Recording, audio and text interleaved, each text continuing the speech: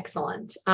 Okay, so we are actually incredibly pleased today to be having one of our very own speakers. First, I'm Mandana Khalili. I'm professor of medicine and director of the UCSF Research Coordinating Center's development unit for the NIMH Health Equity Action Network. I'd like to welcome you to our monthly training webinar.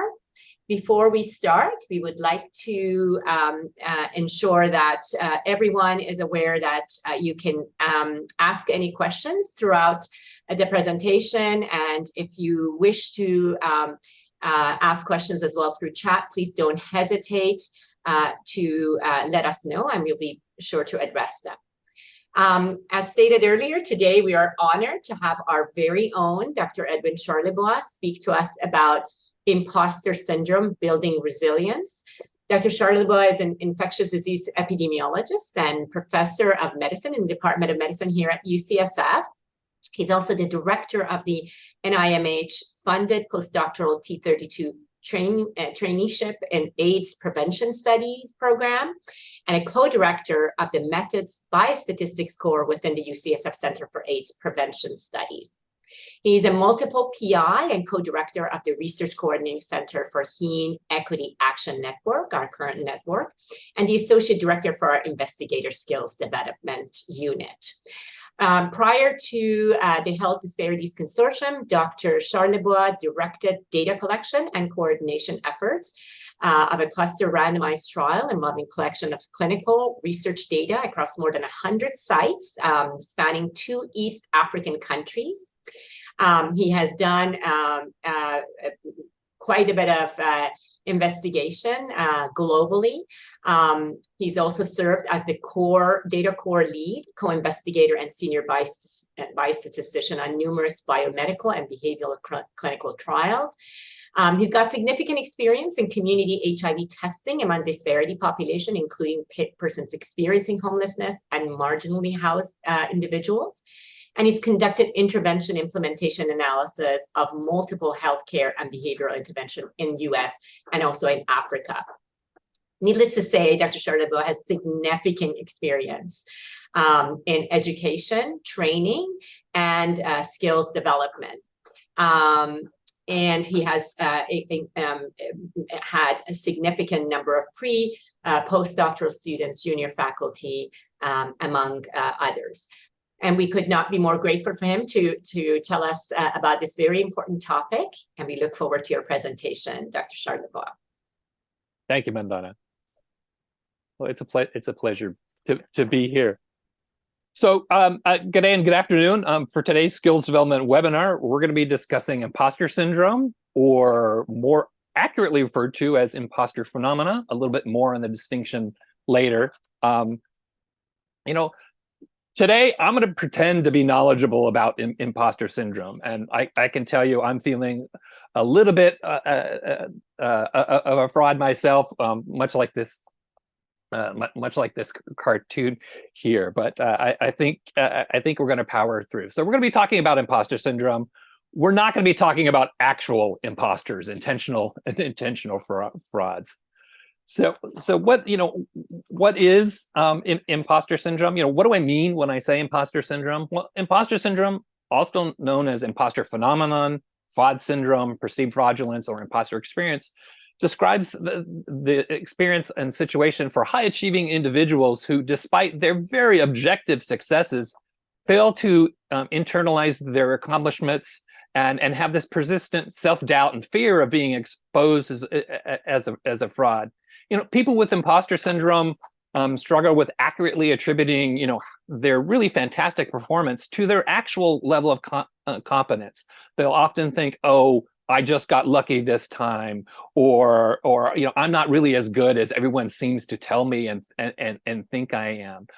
It can be characterized by a constant state of anxiety and fear, like, "Oh, they're going to find out that I'm not really as smart or competent as I think I am." As Dr. Khalili said, I'm a professor of medicine at UCSF. fraud, not a real MD. Also director of the Research Coordinating Center for 11 disparities research centers across the US, this $300 million initiative funded by Congress. Oh my God, I'm so over my head. And I also teach the postdoctoral training program, as Mandana said. Why are they listening to me?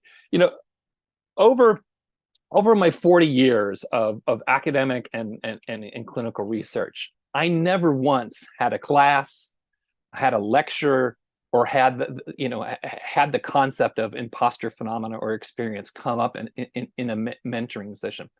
I myself, this is my disclosure to you, is like despite all the fantastic things I've been able to do and achievements, I've struggled with imposter syndrome all of my life, even to this day, as these little pop-up thoughts that I put on the screen, which are really popping up into my head even as I speak. I can tell you, however, that it gets better. You are going to be able to, there are a number of things you can do. You really can learn to recognize imposter phenomena for what it is, a distortion from reality, a way of thinking, negatively ingrained thought patterns. You can develop skills and approaches to manage and cope with imposter phenomena in the moment when it happens with you. I'm going to try and present some of those to you here now. And in addition, you can build resiliency to minimize the impact of feeling like an imposter or imposter phenomena, and potentially even reduce or prevent its occurrence in the future. So where did the concept of imposter syndrome or imposter phenomena come from? Well, the first appearance of the concept came in 1978 by psychologists Pauline Clance and Suzanne Imes, who were in the process of doing therapy and counseling sessions with about 150 women who were high achieving themselves. They were both graduate students, professors, people from other universities, and in these sessions, over a period of 5 years, the two psychologists identified this recurrent theme and pattern of women, these very objectively very accomplished women, feeling like frauds, imposters, and they relayed these fears of being found out. And so they published this really great seminal paper, The Imposter Phenomena and High Achieving Women, Dynamics and Therapeutic Invention, in the Journal of Psychotherapy and Research Practice in 1978. And that's kind of the first time we see this concept given a name. And they actually termed its first origination was this term imposter phenomenon. Since that time, numerous research papers on imposter phenomena or imposter syndrome have been published. More recent research has documented this same experience and feelings and ways of thinking and feelings of inadequacy among men and women in many professional settings, among multiple ethnic and racial groups. And more and more, we're starting to see this in literature and emergence into popular culture. Research has shown a number of associations with this imposter syndrome or phenomena. Imposter syndrome affects women and minority groups disproportionately, although there's some emerging evidence that some of that may be due to reporting phenomena. Imposter syndrome is often comorbid with serious depression and anxiety, and is associated in terms of negative job performance, job satisfaction, higher probabilities of burnout among various employee populations, including clinicians and academic researchers. Now, the term imposter syndrome is kind of the popular one, as we saw from the early days. It actually is more appropriately described as imposter phenomena. It's not an actual syndrome. It's not a recognized psychiatric disorder. It doesn't appear in the APA's DSM manual, and it's not listed in the ICD-10 International Code of Diagnoses and Diseases 11. So it really is more appropriately termed imposter phenomena. As I said, the imposter syndrome has emerged into popular culture. People who we have no doubt are talented, successful, and not only competent but outstanding in the media have been reporting, the imposter syndrome feelings. And here's some great quotes. And we can all agree that Team DeFay is an amazingly competent and talented person. But even her, she says, for her, the beauty of imposter syndrome is that you vacillate between extreme egomania, I'm great, things are going great, and this complete feeling of I'm a fraud. Oh God, they're on to me.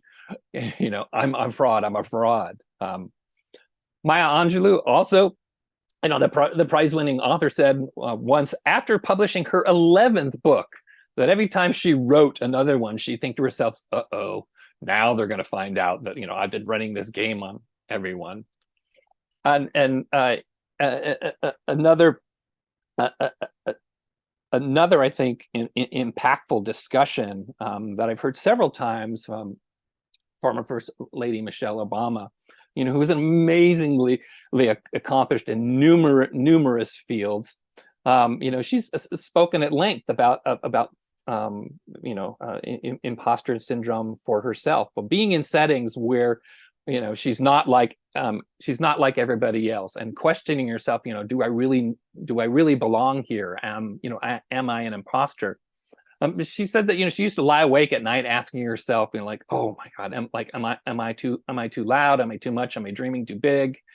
And this gives us some hint at some of the negative impacts that imposter phenomena can produce. This effect of self-censoring. And these are just a few of the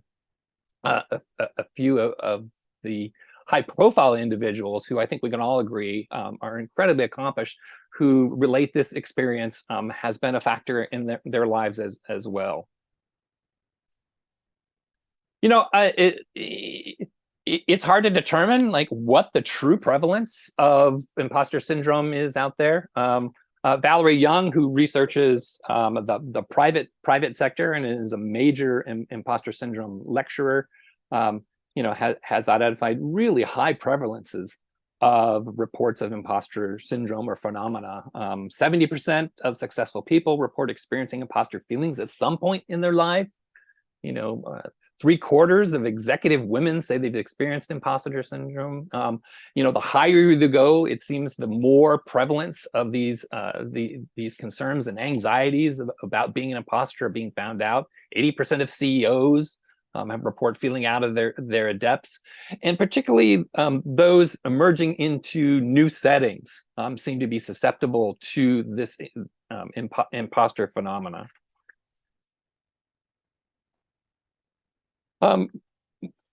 Recently, before the pandemic in 2020, a review of the prevalence predictors and treatment of imposter syndrome by Bravada and colleagues surveyed the literature, and they found 62 studies that talked about imposter syndrome or imposter phenomena.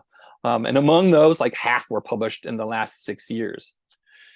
The prevalence rates of imposter syndrome in this review varied widely from 9% to 82%, largely depending on the screening tool and cutoffs that were used. And I'm going to show you a little bit about the tools that have been used in measuring imposter phenomena.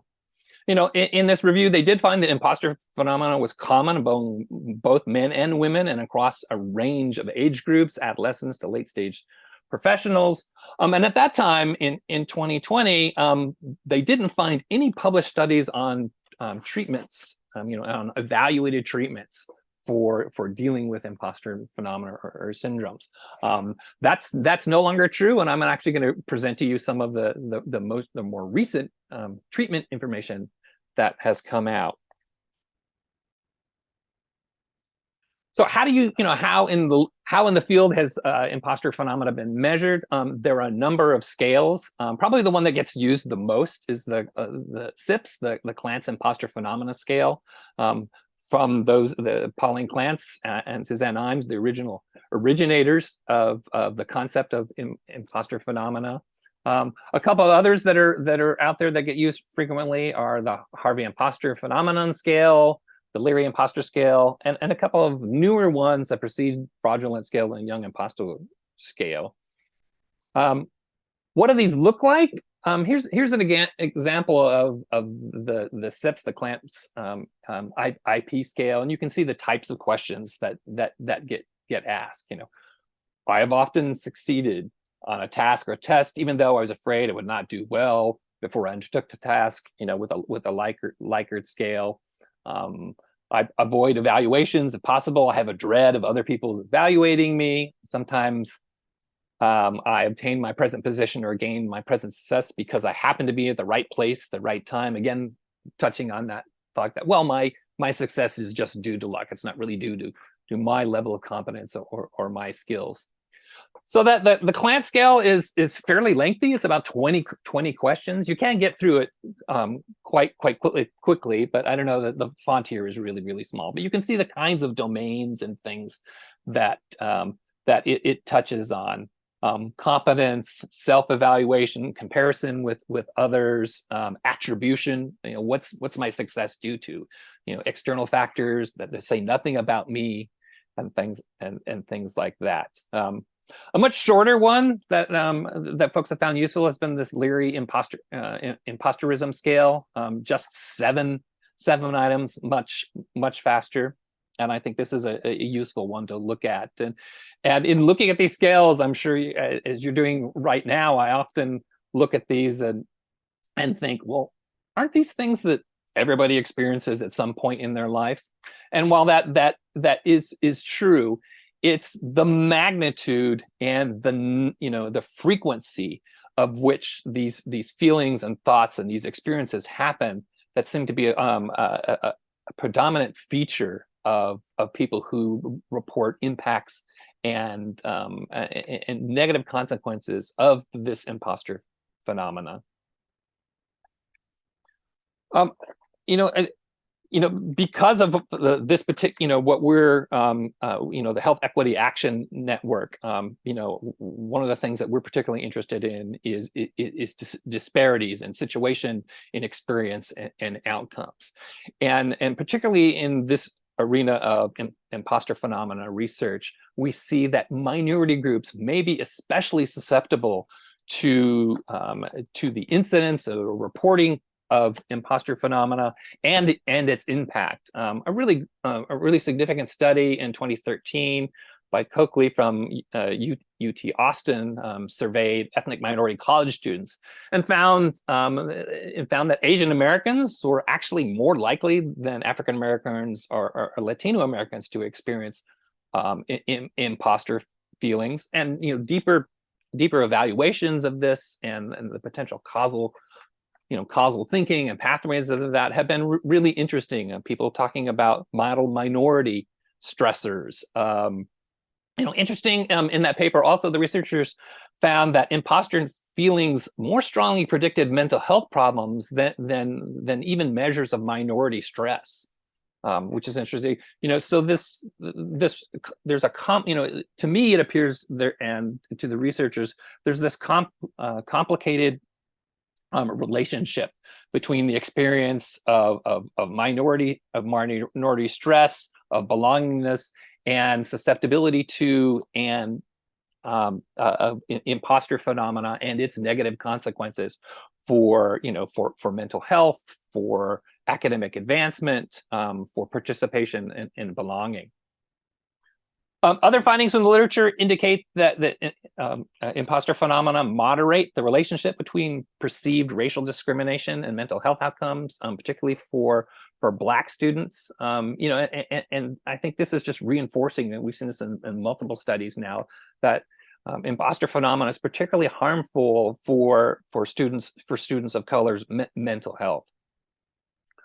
Among other marginalized groups, like LGBTQ individuals, these findings seem to hold true in individuals, even in academics who in arenas where they are actually the content experts themselves.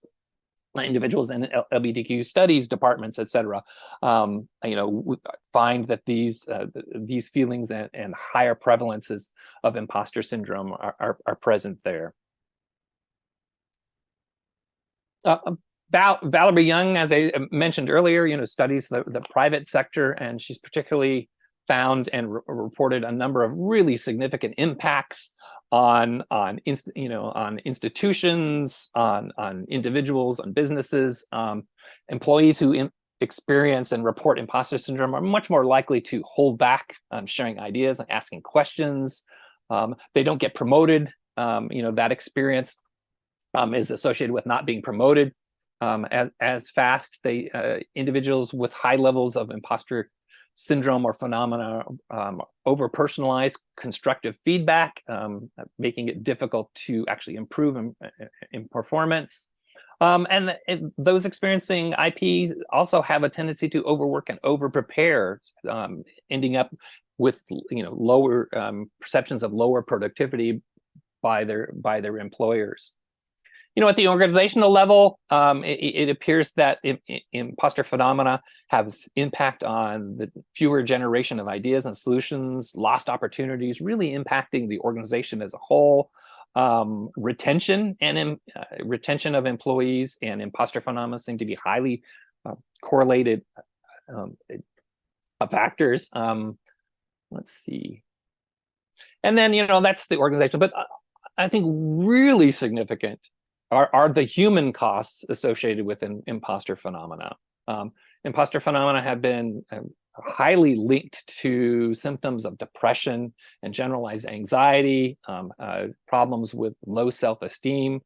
Individuals with high imposter feelings also have poor mental health outcomes and potentially increases in negative physiologic effects from constant anxiety, heightened arousal states, elevated stress hormones, and cortisol. And there have also been links to suicidal ideation among physicians and in adolescents, linking those experiences of imposter phenomena, feeling like a fraud, and probably reporting suicidal thoughts. So really significant, impacts to the individual, to organizations and institutions. So where does this imposter phenomena come from? There are a lot of associations out there in the literature and a lot of theories as to causal mechanisms and pathways, and it's difficult to synthesize them all because there are so many associations that are out there. I like to group them into three clusters or levels. So thinking about the individual level, the associations between imposter phenomena, they've seen high relationships with anxiety and depression. So people who are at risk for or experiencing anxiety and depression seem to be also equally at risk for imposter phenomena. There's some questions about the causal direction of those factors, and I think that has still yet to be teased out in the literature. There are observed sex differences at the individual level in terms of susceptibility and to imposter phenomena. Some of that has been attributed to the differences in socialization. Boys at young ages are taught to be, are to not to show vulnerability, to engage in activities that are new to them. And some of the messaging around for younger girls is actually quite different. The things that reward are different. That's been proposed. Also at the individual level, factors that seem to be associated with a higher prevalence of imposter syndrome are internalization challenges. And what I mean by that is when you have a positive achievement, being able to accept that your efforts, your work, your worth are actually what was responsible for that. So the ability to take that in and have that become part of your core belief seems to be a major driving factor. And as I said, the causal directions of some of these things are still under investigation. One area of research that was originally identified by Clance and Imes had to do with the family of origin. Families, and particularly in their early studies, they were looking at different types of messaging that women received in their families of origin, and they found two distinct patterns. One was in situations where there was a sibling, the sibling who had been identified as as the golden child or the intelligent or the smart one. These women with high levels of IP, conversely, had been told, like, no, you're the sensitive one. You have good people skills.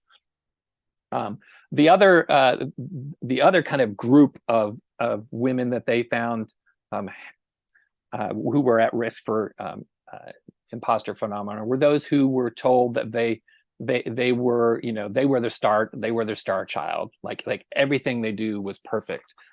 They were fantastic. They were good at everything. So both of those experiences early on in childhood seem to be associated with risks for more experience of imposter phenomena. Other associations within family origins, being a first-generation college attendee seems to put individuals at increased risk to experience imposter phenomena.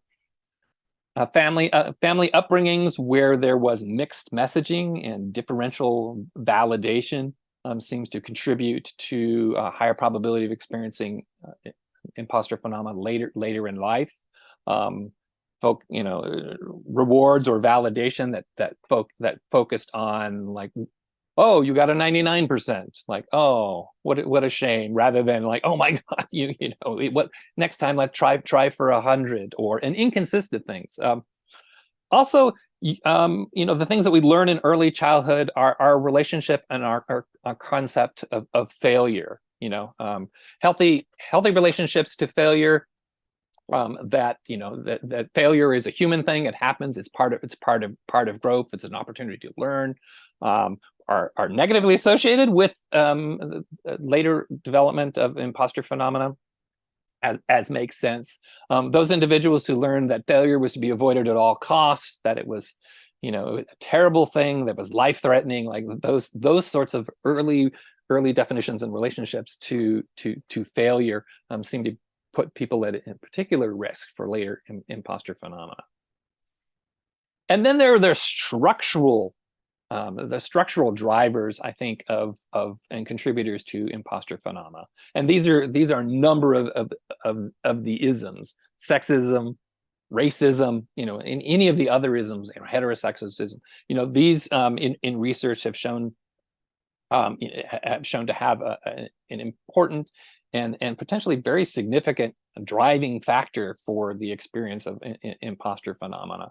And I think in our postdoctoral training programs and our discussions around imposter phenomena and the experiences of persons of color in our training program, you can very clearly see the links between those. When you're in a situation where you've risen through your own competence and success to a level, and you're in a situation where you don't look or you don't sound like everybody else. Internally there are a number of thoughts about, like, do I really belong here? So that sense of belonging can be a trigger for imposter phenomena. Also, the way you get treated, that differential thing sets you apart. Maybe I'm not as talented or as smart as everybody around there. What hasn't been studied too much are some of the impacts of the intersectionality that occurs among marginalized groups. Also, organizational culture. Those cultures, for those coming from medicine, medical training in past generations had been fairly shame based. If you were on rounds and you didn't get something right, you were kind of publicly shamed in the group. So organizational cultures can seem to foster or protect against imposter phenomena, depending on how those exist within companies and organizations. So these are in my mind, trying to untangle these. I think a lot more research needs to be done on the development and risks for imposter phenomena. But one thing that seems that ties across these seem to be, for me, are these experiences that develop these well-worn patterns of thinking in how we measure, how we value ourselves, and how we attribute our successes or our level of competence to innate factors versus external ones. Valerie Young, in her research in imposter phenomena and syndrome, has posed that there are 5 kind of classes, latent classes of imposter phenomena experience, and she labels these the perfectionist, the expert, the soloist, the natural genius, and the superhuman. And take a look at some of these definitions and that she's put forth. The perfectionist focuses, on how something is done, the work, how it's conducted, how it turns out. Particular emphasis there for the perfectionist is that one minor flaws and minor errors would be avoided at all case. In all cases. So that focusing on competence equals perfectionism. She identifies that we have these internal scripts for ourselves that relate to our view of competency, and they kind of go like, okay, if I were really competent, I would blank. And so kind of think about those for yourself. If I was really an expert in infectious diseases, I were really an expert scuba diver, I would and for me, I recognize a number of these in the scripts, but she posits that there's we each have a different mix. We don't necessarily only fit into one of these, but some of those internalized scripts for ourselves match some of these. The expert, the expert believes that he or she needs to know everything. Like, you need to be the complete expert, so not knowing something is not acceptable. If you were competent, you would know everything. The soloist, as the name implies, you should be able, your scripts are, if I were really competent, I should be able to do this all myself. It's like, I don't need anybody else. I don't need anything else. Like, I should be enough. And of course, that's that's never going to be true, and it's never going to be true in all cases. The natural genius is, and this is one of the areas that I fall into. When I was very young, I was identified and put into a mentally gifted minor program. What a both wonderful thing to do to a child, and a horrible thing to do to a child who is already somewhat different. As one of those children, you come to believe that everything should be easy. You should be able to do everything well. Nothing takes work. You're so bright. You should be able to get things instantly. And when that doesn't happen, you criticize yourself. I'm not that child. I've been told this all my life, but I'm not doing this easily. So they must have been wrong. And so that's kind of the natural genius, and that crazy script is like, everything should be easy, everything should be instantaneous. And the last is the superhuman script, which is the superhuman believes that, well, I should be able to do everything equally well all the time. Falling short in any arena. Not being able to do something new completely well. great at work. I should be equally great at, at sports. I should be equally great at, at parenting, those sorts of things. I need to be great and, super mom, super woman, Superman all the time. So these are kind of, I think these are interesting, categorizations. They're not necessarily like proven scientifically. You can imagine that there might be some latent classes here that you could investigate further. But they do, I think, give you hints to the type of faulty and negative thinking and scripts that may be driving one's experience of imposter syndrome. One of the hallmarks of this imposter phenomena experience that originally came from Clance and Imes was the frequency of what they called the imposter cycle. These cycles of negative reinforcement and discounting that seem to occur in individuals who experience high levels of imposter phenomena. So they start off with like, here's, you've got a task or a new job or something, you've got anxiety about that. I don't know how to do this, or I'm worried I'm not going to be great at this, etc. And there are kind of two pathways. One is over preparation. You often see, so those perfectionists often spend a lot of time and mental and physical and temporal energy in over preparing to ensure that they don't feel. And when things go right, there's this amazing feeling of relief, some positive feedback. However, the problems start to occur there for people who are on that over preparation pathway is that attribution of that hard work and success does mean that I'm competent, etc. They actually use that the fact that I had to prepare so hard to discount the positive success. So so that discounting that occurs in this dash pattern and effort is a way to not integrate that those successes into one's self-worth and one's feeling about self-efficacy and competency. Another potential pathway that Clance and I saw quite a bit was a response to that anxiety was a procrastination. It's like, oh, I'm really worried about that, etc. And then doing and then last minute achieving the task. And in the cases where success happened, the discounting that happens around there was, oh, that wasn't due to me being smart and like, wow, look, I can, even when I didn't give it the amount of time it should have had, I was able to rise to the challenge to get it.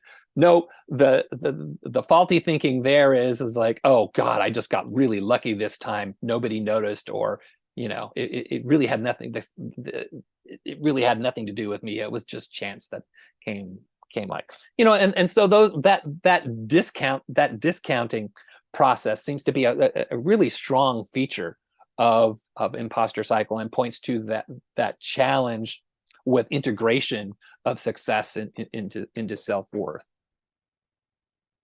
In the literature, and also again by Clance and Imes, there are these like 4 types of behaviors which tend to maintain the imposter phenomena. That cycle appears in this first box here on the upper left, the cycles of anxiety and diligence and hard work that happen. Individuals with high levels of imposter phenomena also are more likely to use charm and perceptiveness to try and win the approval of superiors. So a little bit on the manipulative side of things. Maintaining imposter beliefs in response to negative consequences that are likely to befall women in their studies, were interesting and feed into our society's challenge around women who display confidence in their ability.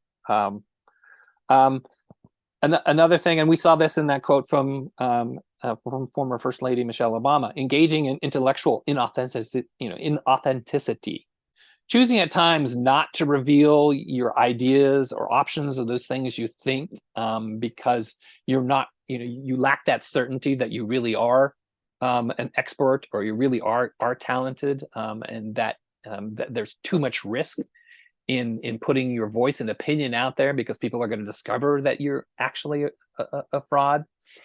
So these are these are for particular patterns of behaviors in response to those anxieties and an experience of imposter phenomena that have been identified in the literature.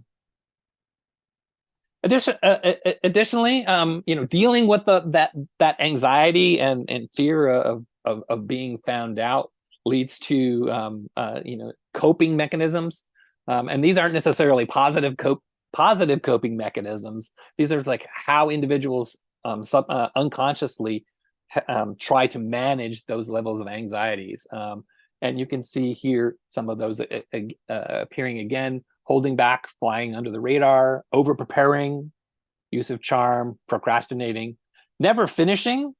If you never finish a project or a work, you can't be evaluated. It's not going to be revealed that that you're not as competent as everyone seems to think you are. Maintaining a low or ever-changing profile, and probably the most detrimental are acts of self-sabotage. Giving yourself a reason why why something didn't work out, because you were really afraid that if you gave it your all, you would fail. So you self-sacrifice. So to some, like all coping strategies, what may initially be adaptive and work for you, over time may become maladaptive. And surely, like, these are not sustainable coping mechanisms for dealing with the anxieties and the fears around in imposter syndrome and imposter phenomena. So what can you do? Like, how do you build resiliency towards protecting yourself and dealing with imposter phenomena, those feelings, those negative and distorted thoughts? Well, one of the Kelly Vincent, I just listened to a really great audiobook recently. She does a quick kind of overview of what's out there in this field. We're really lucky. I think later in the year we're going to have an ISDU webinar, particularly on building resiliency. But I just wanted to touch on a little bit on what's out there, and hopefully we're going to be getting a lot more on building resiliency. But one of the first areas where we can work on is rewiring your brain. We have a number of those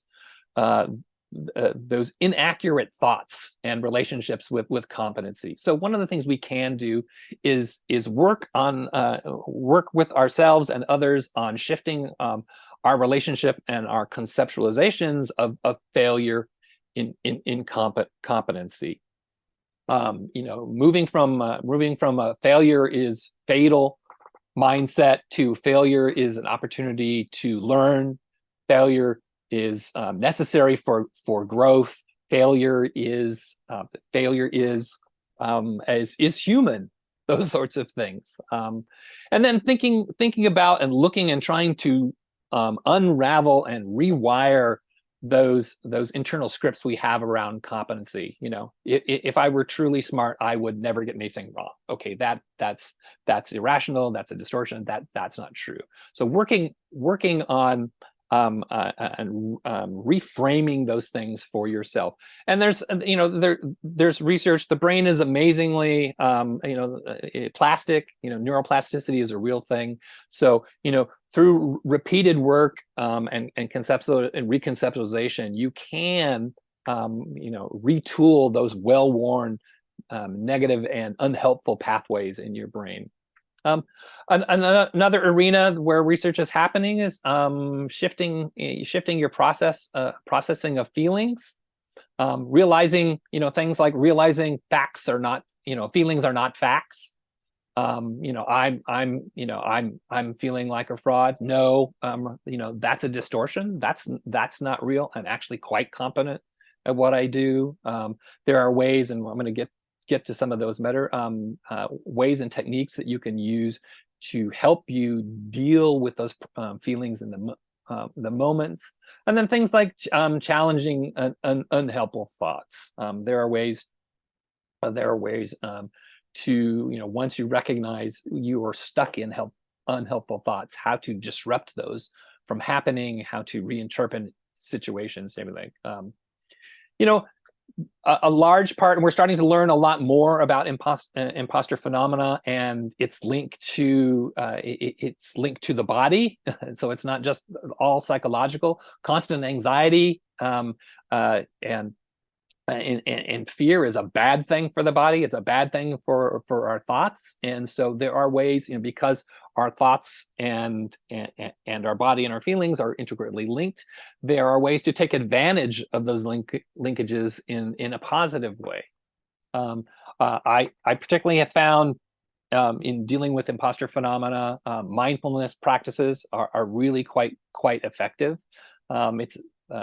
People have been studying the use of breath work, 6-4-6 breathing, square breathing, which is essentially their breathing techniques of 6-second inhales, 4-second holds, 6-second exhales, using that very strong link between your body and your nervous system to help reduce the anxiety you feel when you're experiencing imposter and fraudulent thoughts. There are some individuals that are trying and experimenting with cold plunge, the Wim Hof method, inducing a dive reflex or a vagal resets as a way to help trigger helpful changes in the nervous system to help cope with imposter phenomena states. There's also been some suggestion that that approaches to connecting with other people, humans, this phenomenon and process known as co-regulation, reaching out and touching and being present with somebody, using their more relaxed state can help you bring down. Touch and co-walking have been also positive. As I said, the in the moment strategies that have been proposed that are out there, rapid reframing, correcting your thoughts, that to more correctly align with reality. I will often find myself, it's like, oh my God, you are so stupid. I make a small error, or I missed, I missed a number or transposed something due to dyslexia. I will often beat myself up, and I can, I've learned to recognize when it's like, oh, you're so stupid. Okay, that's actually not true. There's multiple objective evidence that that's not the case. And then working on some of those negative scripts about your relationship to failure and competency. Another thing, when you find yourself getting trapped into cycles of negative thinking around imposterism, fraudulence, etc. There's a technique called thought stopping, where you just say internally to yourself, stop. I mean, very, very forcefully, stop. That's not true. Interrupting rather than ruminating and getting stuck in those cycles, trying that, and stop. That's not true. What's actually going on? What's reality? What's around you? What's more likely? Visualizations have been proposed to help individuals rewire and work some of these negative thought patterns around imposter phenomena, imposter syndrome, and other approaches. One from Kelly Vincent that made me chuckle was the bestie approach. Essentially, we're treating ourselves much more harshly than we treat those around us. So, in this particular strategy, you're asked to imagine your best friend comes to you with the complaints and the thoughts that you're having currently. What would you tell your best friend? Because we will often be much more generous, much more reality-based in counseling others than we are with ourselves, because of our history, because of those well-worn negative and unhelpful thought patterns. So so out there, building resiliency. These particular techniques you could, of course, I just wanted to point you in the direction of things you can look at and investigate more that may help you. For myself, I think some of those shifting my relationship and understanding to failure has been really helpful. Getting that growth mindset has been quite helpful. Some of the other types of things that have been identified to help, when you're experiencing imposter phenomena, focusing on the facts less than on the feelings and in the fears, getting a more realistic view of what of what your actual competence and what the actual evidence shows. Mechanisms for doing that include, creating lists for yourself. I even though it sounded to be silly at the start of things, having a folder of my achievements, of awards and papers and successes, and when I'm experiencing imposter feelings, going to that, said, no, here's the real objective evidence that things are better. I think these are things that are can be quite helpful. Imposter phenomena is a thing that occurs in isolation, and so I think connecting with other individuals, sharing your stories with other people, knowing that you're not alone, that other people are experiencing this, getting some external feedback, it can be quite helpful. I know, I realize I'm so enthusiastic about this topic and sharing with you guys. I realize our time is getting short, but for those negative scripts around competency, there are a number of ways to reframe those. Getting rid of shame when you fall short, remembering that you're human if you're a perfectionist, ditching the expectation that you should know everything all the time. Really, it's really important to leave room for growth. Stop thinking that you have to do everything alone, and that competent people only, don't get help. It's okay to share effort, and often you can get synergies and great things happening there. The natural genius, it's important that you recognize the time and effort that is required to achieve mastery in any subject. Allow yourself the joy of learning. You don't have to be perfect at everything. There is some joy in that. And the superhuman, you're human. You can't do it all at once, but you can honor yourself for the things, the multiple things you can do. You just don't have to be able to do everything really great.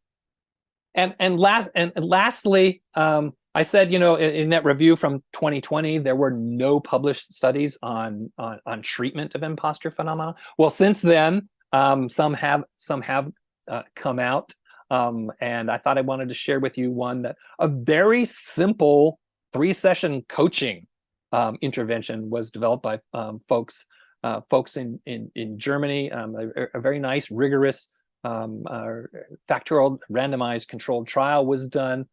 These coaching sessions consisted of 3 didactic one-on-one sessions, helping to support an individual's belief in self-efficacy and how to change to a corresponding growth mindset, changing those relationships to failure, and getting, and how we value and consider our own intelligence and competency. And this was compared to an intention control group and no intervention at all. And it was found just with these three 1-week sessions over a very small amount of time, they saw significant decreases in that CLANCE imposter phenomena score side. So they were starting to get more evidence that interventions specifically developed to deal with some of these unhelpful and maladaptive thought processes can be quite effective in reducing the experience of imposter phenomena. So, some very practical things to do, to help fight imposter feelings, making a list of 10 things that show that you're just as qualified as everyone else, learning to own your accomplishments, affirmations at first seem really silly, but the studies in psychology and neuroscience actually show that affirmations, as foolish as you may feel, actually work. And so those are some things too. But mostly, I think it's that don't suffer and do this alone, because you're as we see from the prevalence, you're not alone. You're not alone in this. The process of sharing and discussing your experience of imposter phenomena with other folks actually is a great way to begin to disrupt that isolation and to help reorient yourself to the fantastic person and level of competency that you all truly really have. And so that's I think that's where we're at now. I'm really looking forward to our future discussions around this, but I wanted to give a quick rapid overview of my experiences and what I see out there and what I think is needed. There are a number of things I think that we don't know. I think this field needs significantly more development. One of the things I don't think that has been looked at quite a bit are the impact of microaggressions on and its impact on imposter phenomena, the efficacy of potential belonging interventions for those of us who are coming from marginalized communities. There's the potential impacts of generational trauma, we think, into the susceptibility to imposter phenomena. And probably one of the biggest things I think that we can change, and this is a step towards that, is we need to start teaching about imposter phenomena and providing skills and resources to combat it, because it is so frequent, particularly in the arenas that we're currently working in academia and medicine. And that's it. So this really should be a 2-hour session. I want to thank you for being present. I think in the future we'll do another one of these where we can share.